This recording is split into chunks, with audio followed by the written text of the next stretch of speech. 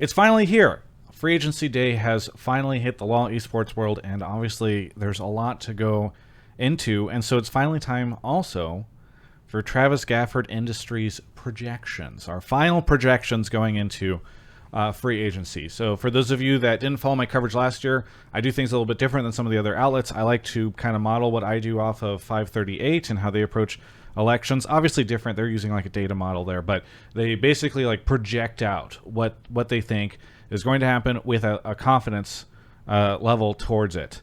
And so what that means is I'm going to show you these names for every team. I've got something for every team, but the confidence varies. In fact, most of them this year are at green 90% confidence, which I don't think I had last year. But what you're going to see is green is 90%, yellow is 50% confidence, and then orange or pink or whatever you want to call it is at 10%. That's just sort of like I've heard something and I want to throw something in, so we'll see. So what does that mean? Well, it means that for me to be satisfied with my performance on these projections, 1 out of every 10 green could fall through.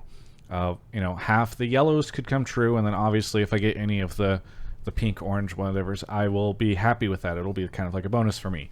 And then I just see how it goes, because obviously nothing can be signed until the window opens in a couple hours from when I'm recording this. So I tend to just figure like, hey, this is kind of the way to go about it, because obviously things could change here last minute. I'm already hearing of one of them, which I will reference here in a second. But again, shout out to Alienware for sponsoring the video. Really appreciate everything that they do.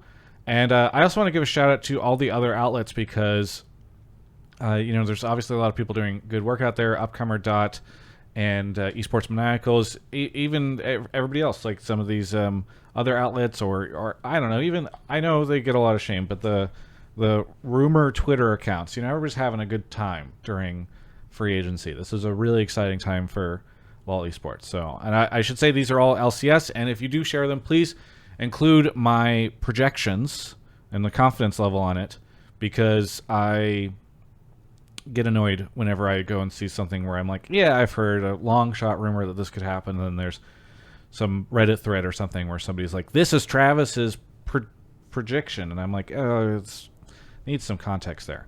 Other than that, I'll also be streaming over at twitch.tv/Travis Gafford. There's a link in the description for most of today, I think, unless I get burned out. If I am offline, be sure to stick around until Hotline League starts at 7 p.m. Pacific. We'll turn the stream on a little early, too, and then we'll take your calls about everything that ends up getting announced, or about my projections or anything like that. So let's get into it. Starting with CLG, full green. And also a full new roster based off of my projections. We've got Jenkins, Contracts, Palafox, Luger, and Poom. So we know CLG has a new head of the team or organization, CLG, Greg Kim, coming over from EG, and it looks like he decided to clean house if these end up becoming true. Golden Guardians, Licorice, Pride Stalker, Olive, Lost, and Ole. I think in a previous video I had said that Lost was the only one on this that I wasn't sure on, and it looks like that is almost certainly going to happen now. So I'm bumping that up to green. FlyQuest. We have Kumo, Jose Dioto, Takuli, Johnson, and Aframo. Similar situation as I think my last video where I had Jose, Takuli, Johnson, and Afro all up on the board. Kumo now I am slotting in as my final projection, I should say the same word, and be consistent about that in these videos. Kumo coming in as their top laner. Okay, our first team that I don't have completely locked in. Some bonus points here, because I've got a projection for coach. Dig has Anatron coming in from Europe. Fake God staying. River from PSG. I don't know if I've heard anybody mention that so far. Blue from SK. Neo sticking around. And then my first 10% confidence, which is Biofrost. I've heard that there's some conversation going on there, and I do think that Dig, and because of their import slots, and I don't think that they have many other options, and so I feel like it's a pretty safe one. I should mention I previously had Zazel in here. I heard that was basically done, and then some stuff fell through. I don't think that there's any bad blood there, but it's forced me to unfortunately remove Zazel from what I think in previous videos I had was a very high level of confidence, and slot and Biofrost there. I also think there's not as many places that Biofrost could go, though I guess, again, we'll have to talk about that in a second to see how things happen.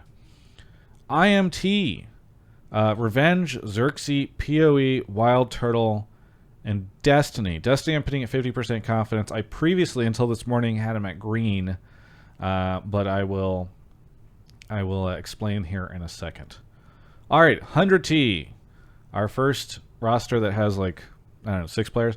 Everybody, and I've said this nonstop since the beginning of this, is that there's been nothing, no word, no peep out of 100T other than that Tenacity will be some sort of 6-man, or maybe they'll start Tenacity instead of Someday or whatever, but there's no rumor that Someday is leaving, and there's no rumor that anybody else is joining. I do have a bonus point here in that one of the things I've heard is that General Sniper, who is, I think, the most prolific and well-known amateur player. I think he's 16 right now, so can't compete in the LCS or maybe even Academy.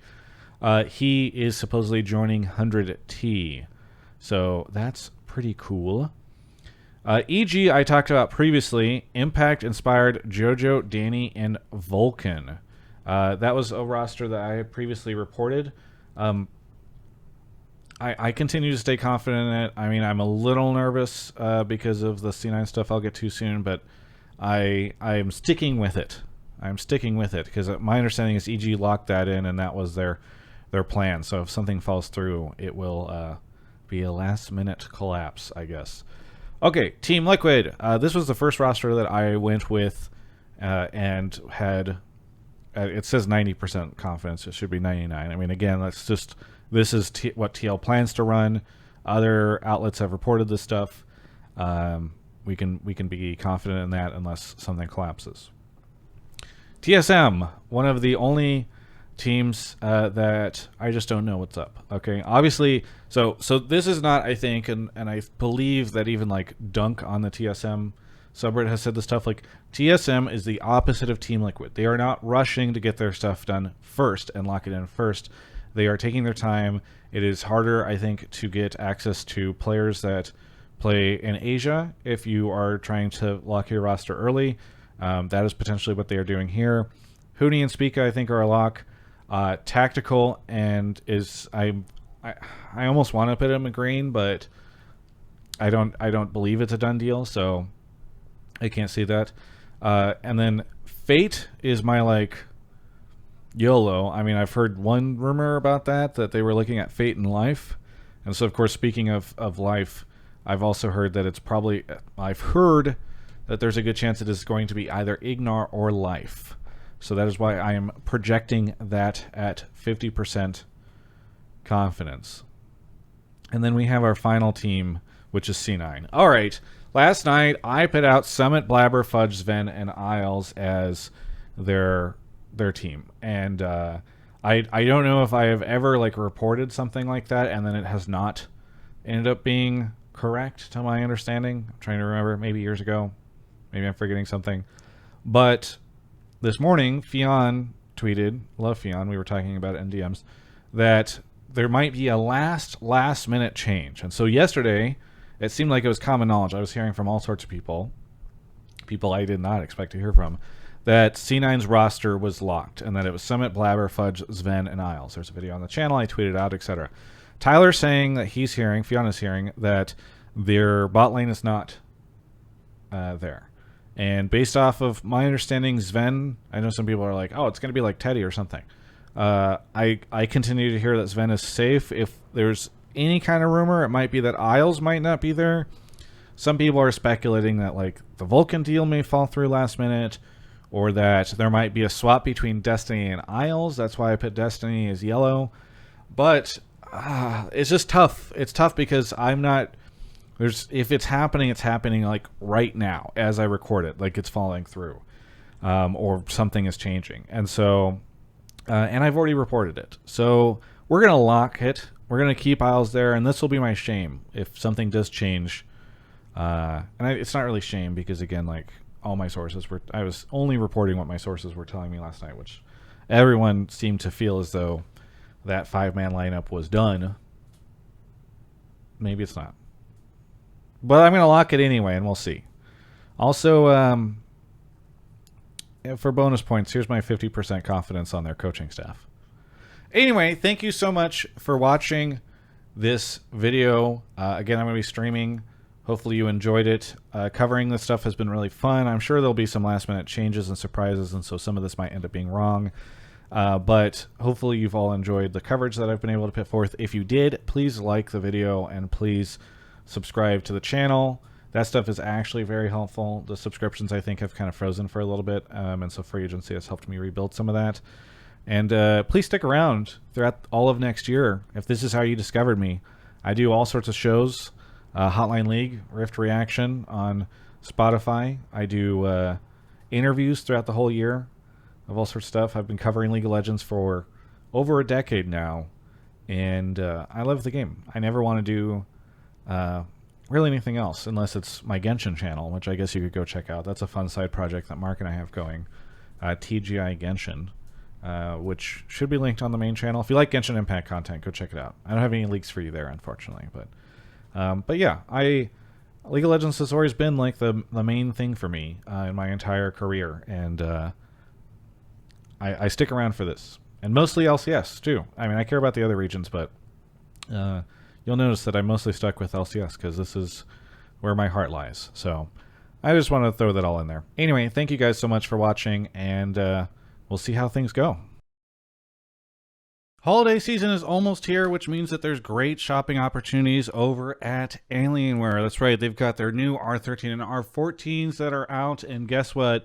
I just want to ask you that whenever Black Friday comes up, or Cyber Monday, or Deals Tuesday, or awesome Wednesday, whatever, I don't know, that you check out alienware.com/Travis and then click over on the banner at the top to head to their Black Friday deal, their holiday deals, because like maybe you're going to purchase something, and this would be a great way for you to support the channel, is you purchase something and then you like tweet at them and let them know you did it because of me, and then I feel good about myself, and I can finally tell my family that they can be proud